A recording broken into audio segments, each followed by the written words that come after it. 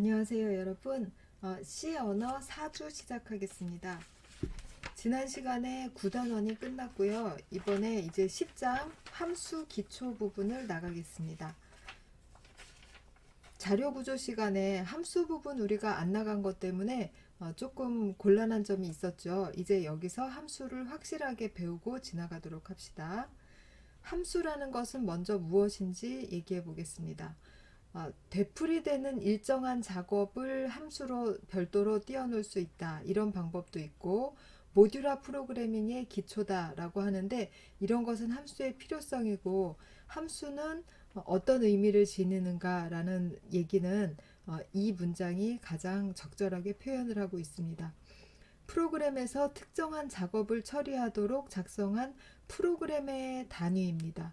우리가 생각하는 프로그램의 단위는 메인 함수 중괄호 열고 쭉 처리하고 중괄호 닫고 그 안에서 단위라고 해봐야 어떤 코드를 작성을 하다가 줄바꿈 한번 빈줄 한번 만들어 놔서 블럭으로 구성하면 그게 단위로 보이잖아요.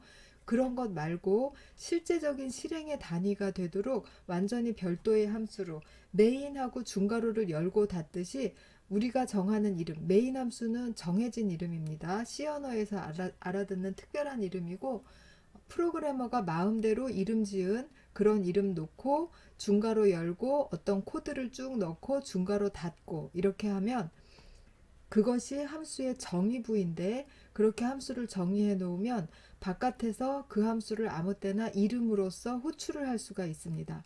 그럼 순서도에서 세 가지 구조를 배웠죠. 순차 구조, 선택 구조, 갈라지는 거, 반복 구조 이렇게 세 가지를 배웠는데 그러면서 선택 구조나 반복 구조만이 이 밑으로 쭉 떨어지기만 하는 순차 구조를 바꿀 수 있다. 흐름을 바꿀 수 있다라고 했는데 함수도 역시 프로그래밍에서 흐름을 바꿀 수 있는 방법입니다. 함수가 흐름을 어떻게 바꾸는지는 교재의 453페이지 그림 8-10을 한번 펴보세요. 거기를 보시면 첫 번째 문장에서 A, B 두 개의 숫자를 선언하고 있고 두 번째 문장에서 find max2라는 함수를 호출했죠. 호출하면 그 함수 호출부로 흐름이 점프를 합니다. 점프해서 중괄호 열고부터 중괄호 닫고까지를 쭉 처리를 하고 다시 호출했던 바로 다음 문장 add2가 있는 그 문장 있죠. 그 문장으로 되돌아옵니다. 이런 식으로 함수 호출은 모듈화된 프로그래밍의 단위이면서 또한 흐름을 바꿀 수 있는 수단이기도 한 것이죠. 그래서 메인 함수 하나 안에서 큰 프로그램을 다 크고 복잡한 프로그램을 다 처리하는 것이 아니라 단위 모듈로 함수로 또 아직 배우진 않았지만 여러 개의 파일로 나눠서 그런 것들이 협업을 해서 커다란 하나의 프로그램을 이루도록 프로젝트를 만드는 것입니다. 그리고 여러 함수 중에 우리가 지금까지 사용한 메인이라는 함수만 특별하게 C 언어에서 알아채는 진입점이 되는 함수이고 그 이외에 메인 이외의 모든 함수는 사용자 정의 함수입니다. 함수 사용의 3요소인 선언과 호출과 정의는 다음 장에서 예제와 함께 보기로 합시다. 함수 사용에는 세 가지 요소가 있는데 세 가지 요소는 함수의 지금 여기 나와 있는 것처럼 함수의 정의 그리고 함수의 선언, 호출 이렇게 세 가지가 함수 사용의 3요소입니다. 세 가지가 다 맞아 떨어져야 이 내가 만든 함수가 여기서부터 여기까지 수행이 되는 것이죠. 그러면 함수의 정의라는 거는 아직 수행은 아니에요. 이러한 함수가 있다라고 모듈화된 코드 뭉치를 이렇게 별개의 중괄호 안에다가 모아놓는 것입니다. 그런데 이 함수를 중괄호 안에다가 모아만 놓는 게 아니라 거기에다가 이름을 줘야 돼요. 이름은 프로그래머가 짓는 것입니다. 식별자 장면 규칙에 따라서 변수 이름, 함수 이름 다 똑같이 지어요. 언더바나 영문으로 시작하고 언더바 영문 숫자로 이루어진 식별자를 사용할 수 있어요. 이 식별자를 사용해야만 호출부에서 이 식별자를 이용해서 이 함수의 코드를 수행시킬 수가 있습니다. 그리고 식별자뿐만 아니라 여기에 가로 열고 이런 거는 문법이에요. 그러니까 그냥 외우셔야 돼요. 식별자 뒤에는 괄호 열고 괄호 닫고 그 사이에 매개 변수라는 것들이 옵니다.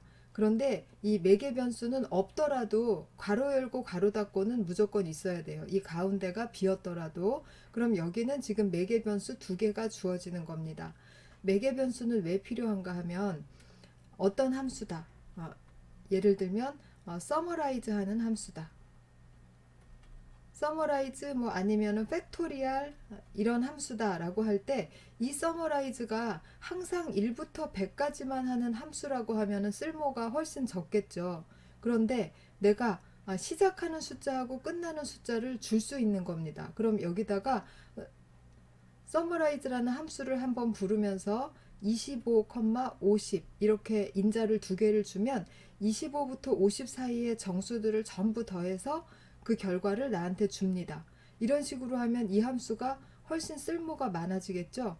그래서 이 함수 안에서 하는 일, 알고리즘은 여기다가 구현을 해놓고 그 알고리즘을 어떤 대상에다가 어떤 방법으로 적용할지 이것을 매개 변수에 의해서 때마다 다르게 줄 수 있게 만드는 겁니다. 훨씬 쓸모가 많아지겠죠. 그렇게 바깥에서 안으로 들여보낼 수 있는 것들이 이 매개 변수들인데요. 이 매개 변수를 사용할 때는 함수에다가 이렇게 식별자를 각각 다르게 줘서 특정한 함수를 호출할 때 이걸 이용해서 호출한다고 했잖아요. 호출 여기. 그러면 호출을 할 때는 함수 이름도 잘 봐야 되지만 여기 반환 타입이나 매개 변수도 잘 봐야 합니다. 그 중에 지금은 매개 변수 얘기를 하고 있으니까 봅시다. 매개 변수를 사용하는 방법, 즉 호출할 때 함수의 정의부를 보고 아니면 선언부를 보고 매개 변수에 뭐를 맞춰야 되느냐 하면 개수, 지금 여기는 두 개죠. 순서, 앞에가 포인터고 뒤에가 랭스죠. 그리고 타입, 앞에 거는 캐릭터 포인터 타입을 줘야 되고 뒤에 거는 인테저 타입을 줘야 됩니다. 그래서 함수의 정의나 선언을 보고 개수, 순서, 타입을 맞춰서 매개 변수를 제공하면서 호출하는 겁니다. 호출은 우리 아직 안 배웠으니까 함수 정의에 이렇게 매개 변수를 선언한다 라고 알고, 다음은 함수 이름 바로 앞에 이렇게 한 칸 띄고 타입이 하나 써 있는 걸 볼 수가 있어요. 이 타입은 함수의 반환 타입이라고 합니다. 리턴 타입 이렇게 써 있죠. 리턴이라는 것은 문장의 저 키워드의 하나예요. 함수가 이렇게 쭉 수행이 된 다음에 여기서 다 잘 수행되었다 라는 뜻으로 리턴 0 이렇게 내보냅니다. 그리고 중간에 만약에 뭐 어떤 오류가 생겼다 그러면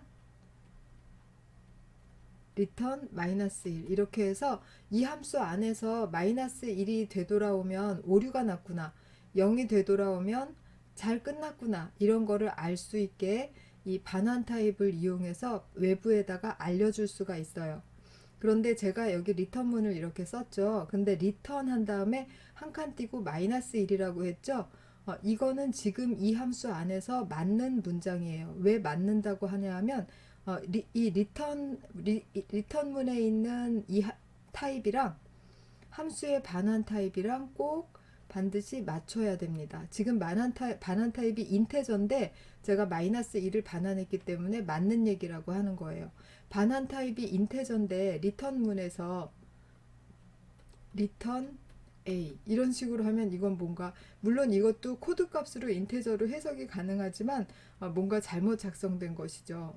심지어 리턴 0.5 이런 것은 이거하고 호환이 되지 않죠. 내림돼 가지고 잘릴 거예요. 그래서 반환 타입하고 정확히 맞춰야 됩니다. 이렇게 작성하는 것이 함수의 일반적인 모양이고, 끝으로 반환 값이 필요 없는 함수가 있어요. 그럴 때는 여기에 아무 타입도 없다 라는 뜻으로 void 이렇게 쓰시면 됩니다. void라는 단어 뜻은 뭐 없다 이런 뜻으로 empty 이런 식으로 해석을 하시면 되겠어요. 이거는 키워드가 아니니까 그냥 제가 설명하는 말입니다. 키워드로 void라고 치시면 이 안에서 리턴문이 없어도 돼요. 그리고 리턴문이 혹시 있을 때 중간에 리턴해야 되겠어서 리턴문이 있다라고 할 때는 리턴만 하고 그냥 바로 세미콜론 이렇게 하시면 됩니다. 이 문장이 void라는 반원 타입일 때 쓰는 문장이에요.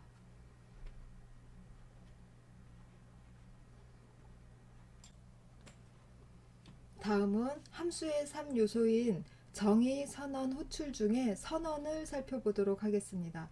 함수 선언이라고 했는데 좀 전에 나왔던 문장이랑 거의 비슷하죠.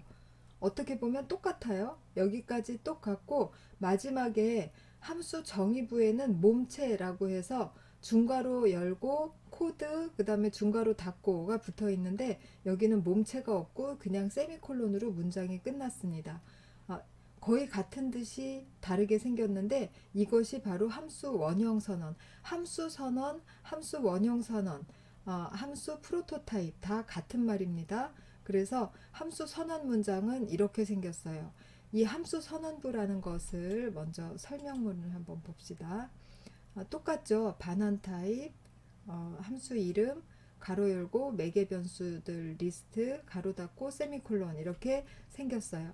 그런데 이 함수 원형 선언이라는 것은 꼭 필요할 때가 있고 필요 없을 때도 있습니다. 이것은 함수 호출하는 쪽에서 함수 정의부를 볼 수 없을 때 함수 원형 선언을 필요로 하게 돼요. 여기서 먼저 간단히 C 컴파일러의 행동에 대해서 한번 알아봅시다.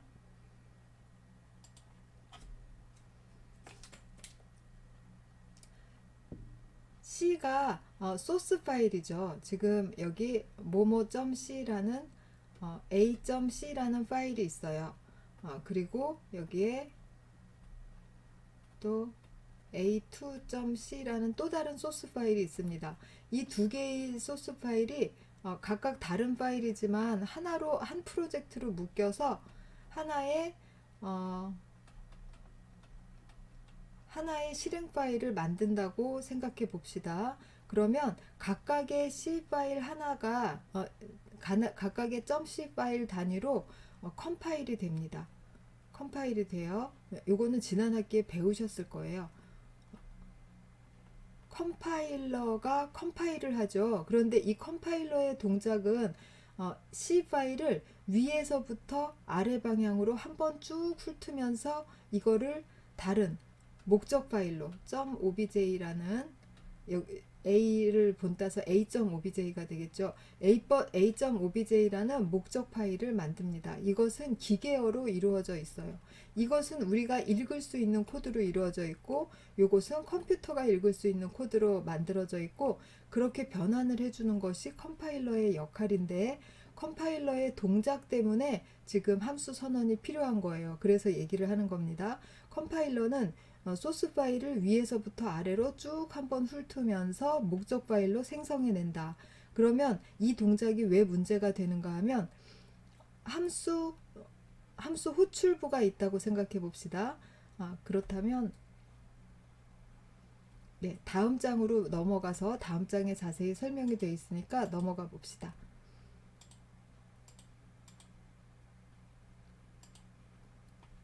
다음 장에 왔습니다.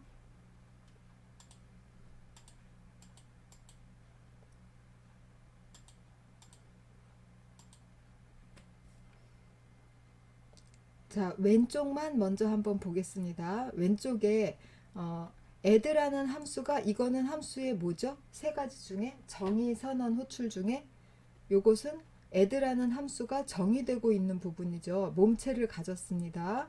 그리고 우리가 아직 배우지 않은 요것이 바로 함수의 호출 부분입니다.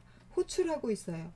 호출할 때 어떻게 호출하라 그랬죠? 이름 정확히 쓰고 가로 열고 그 다음에 매개 변수의 타입 개수 순서 맞춰서 부르면 된다고 했어요. 그래서 3, 4 이렇게 주면서 add를 했어요. 물론 반환 타입을 받아서 챙겨야 되는데 지금은 호출한다 라는 모양만 살펴본다고 생각합시다. 그럼 호출을 하고 있어요. 그러면 컴파일러가 동작을 할 때 위에서부터 읽어갑니다. 읽어가다가 이 라인에서 add라는 함수가 있구나 라고 압니다.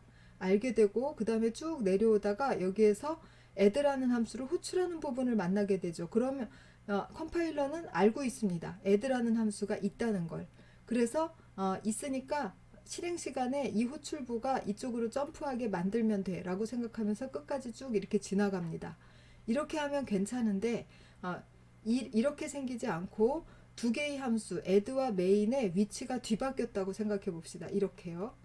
메인이 위에 있고 add가 밑에 있어요. 그럼 컴파일러는 위에서부터 아래로 쭉 훑습니다. 그러면서 add라는 함수의 정의부가 아직 있지 않은데 호출부를 만났어요. 그러면 난 add라는 함수 모르는데 라고 여기서 오류를 발생시킵니다. 그렇게 하기 때문에 그런데 조금 더 내려가다 보면 add라는 함수 있잖아요. 실제로는 있거든요. 그렇기 때문에 이럴 때 사용하는 것이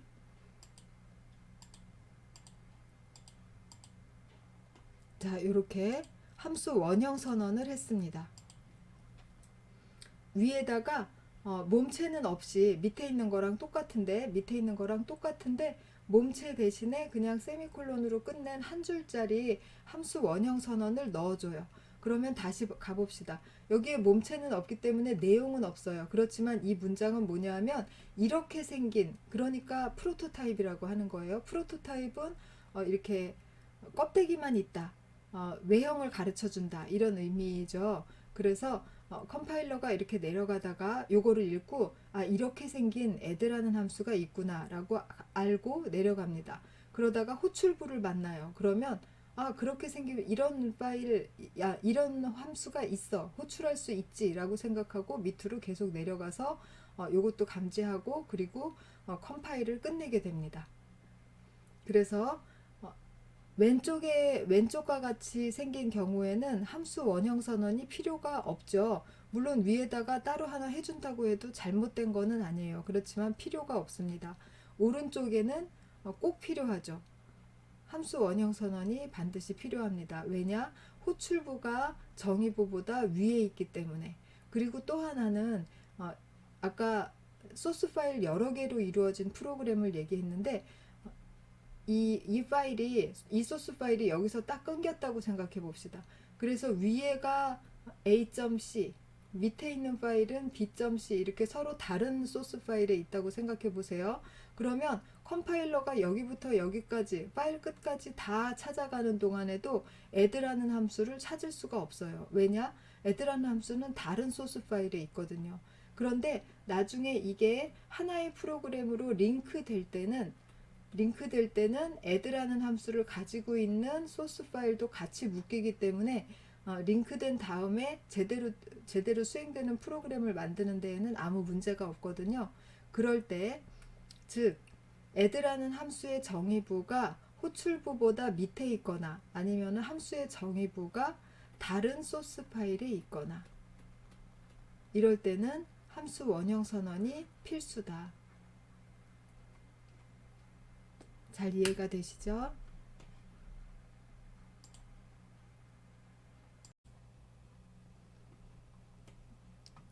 다음은 함수의 3요소를 갖추고 있는 예제 프로그램입니다. 먼저 다 같이 읽어보고 이해를 한 다음에 실제로 타이핑해서 테스트하는 것까지 한번 같이 해봅시다. 먼저 읽어봅시다.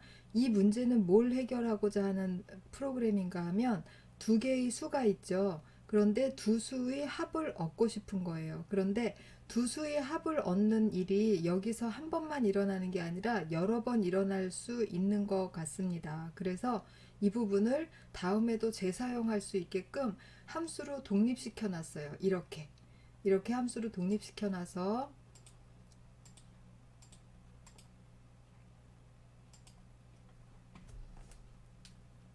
이 함수에서 하는 일을 보겠습니다. 먼저 이름은 이것이고 정수 두 개를 받아서 두 수의 합을 만들어서 그 합을 반환합니다. 반환할 때 이렇게 양쪽에다가 괄호를 쳐도 되고 안 쳐도 돼요. 반환 타입 썸은 인테저 타입인데 이 함수의 반환 타입이 인테저이기 때문에 맞는 문장입니다. 이것이 이 두 개가 서로 맞아야 되는 것이죠. 그래서 두 정수의 합을 반환한다. 그게 이 함수가 하는 일이에요. 그래서 이렇게 간단하게 만들어 놓고 이제 아무 때서나 add2라는 함수를 활용할 수가 있게 되었어요. 그래서 메인 함수를 작성하기 시작합니다. 두 개의 수를 마련하고 두 수의 합을 sum이라는 함수에다 넣고 싶은데 이 함수가 지금 이 호출부보다 더 아래쪽에 있어서 컴파일러가 알아채지 못하죠. 그렇기 때문에 컴파일러가 알아챌 수 있게끔 위에다가 함수 선언을 해줍니다. 이 함수 선언은 지역 영역에다가 해줘도 되고 여기 전역 영역에다가 해줘도 되고 어디에 해주건 상관없어요. 다만 호출하는 부분보다 위에 있어야 되겠죠. 제대로 호출하기 위해서 넣는 거니까 더 위쪽에 위치해야 됩니다. 그리고 여기에 또 다른 힌트가 하나 있죠. 좀 전에 함수 정의부에 있는 이 매개 변수는 이 안에서 그 이름을 사용할 거거든요. 사용하죠. A라는 이름, B라는 이름을 사용하고 있죠. 지금 이것은 정의부죠. 정의부니까 실제로 호출될 때까지는 쓸모가 없는데 지금 이러한 형식을 갖추고 있다고 알려주는 거거든요. 그래서 이것은 형식 매개 변수라고 불러요. 매개 변수, 인자, 아규먼트, 함수에서는 다 같은 말입니다. 형식 매개 변수라고 부르고 그 형식 매개 변수에 맞춰서 개수, 타입, 순서를 맞춰서 이렇게 실제로 가로 안에다 넣어서 호출할 때 넣는 이 매개 변수를 실매개 변수라고 부릅니다. 실매개 변수라고 불러요. 그리고 여기 선언부에 있는 요것은 형식 매개 변수죠. 그러면 선언부에 있는 거는 뒤에 몸체가 없기 때문에 이 A라는 이름, B라는 이름이 사실은 중요치가 않아요.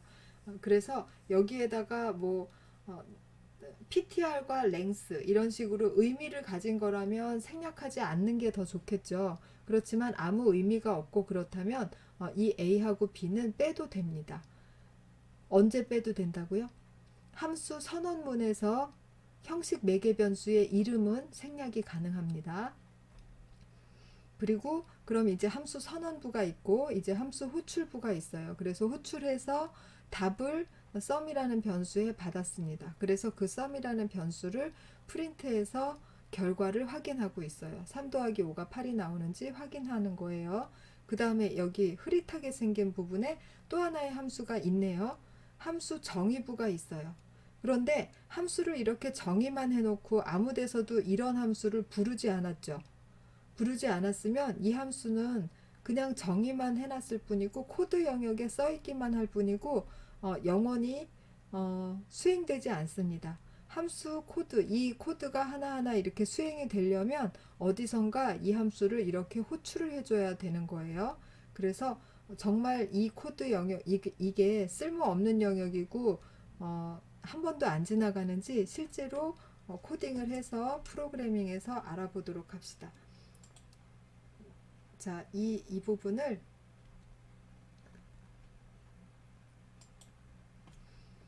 여러분들도 한번 타이핑을 해보세요. 제가 미리 타이핑을 해놨어요.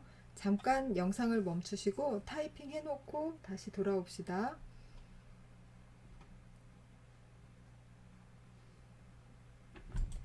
예, 그러면 이렇게 됐을 때 수행을 한번 해볼게요. 그럼 이 안으로 들어갔다가 나왔다가 하는 모양을 보기 위해서 브레이크 포인트를 잡겠습니다. 잡고 실행을 시켜요. 그럼 지금 A는 3, B는 5인 상태에서 add2로 들어갔다 나오는지 보고 싶은 거니까 F11을 누르겠습니다. F11 들어갔어요. 이제 F10을 눌러요. 10 하면은 A는 3, B는 5로 들어왔죠. 그런 다음에 sum은 8이라고 결정돼서 8이 이제 반환될 거예요. 그럼 F10 해볼게요. 다시 한번 F10.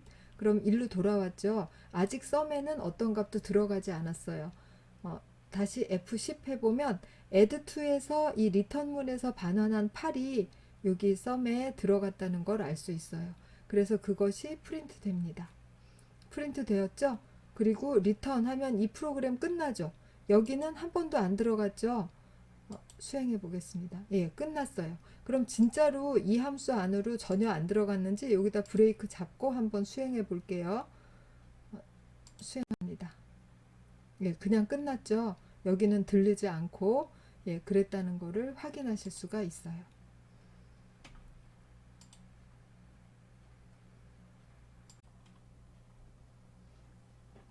다음은 예제 프로그램이 457페이지 랩에 예제 getSum.c라는 것이 있는데요. 이것은 이런 식으로 한번 활용해 보시기 바래요. 이 결과 부분을 보시고 어떤 종류의 함수가 필요한지 본인이 한번 구상을 해본다라고 생각하고 이 예제를 따라해 봅시다. 이 예제 안에는 좀 전에 예제에서 다루지 않은 또 다른 얘기할 거리가 있어서 들어왔어요. 보겠습니다. 이거는 프로그램에서 그냥 내주는 거죠. 사용자가 입력하는 게 아니라 1에서 n까지의 합을 구할 n을 입력하시오. 이렇게 하면 사용자가 3이라고 입력하는 겁니다. 그러면 1 더하기 2 더하기 3 해서 1에서 3까지의 합은 뭐다 하고 가르쳐 주는 게 이 프로그램이 하는 역할이에요. 그런데 이 프로그램에서 사용자의 입력을 받아서 1에서부터 n까지의 합을 구하고 있죠. 그럼 이 n이라는 거는 매번 바뀔 수 있다는 얘기죠. 그러면 1에서 n까지의 합을 구해주는 함수를 하나 만든다면 메인 함수에서는 일거리가 아주 간단해지겠죠. 그냥 그 함수 호출해서 그 함수의 반환값만 %d로 프린트 해주면 되잖아요. 이 자리에다가 %d를 넣어서 그렇게 하면 되겠다라고 생각하면 이런 모양의 함수가 필요하다고 생각을 하실 수가 있을 거예요. 함수를 디자인할 때는 이런 식으로 하는 겁니다. 이 문제를 보고 이 문제에서 어떤 부분을 함수로 떼어내면 편리하겠다라고 결정한 다음에 그 떼어낸 부분의 기능에 맞춰서 함수의 매개 변수 반환값을 정하시면 돼요. 물론 장명도 해야죠.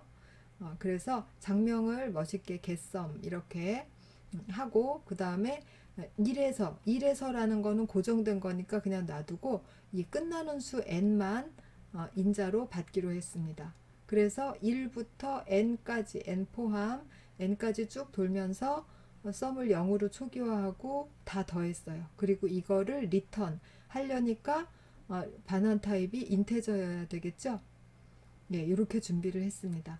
그러면 여기에서 메인 함수에서 호출할 거니까 그보다 앞에다가 함수 선언을 뒀어요.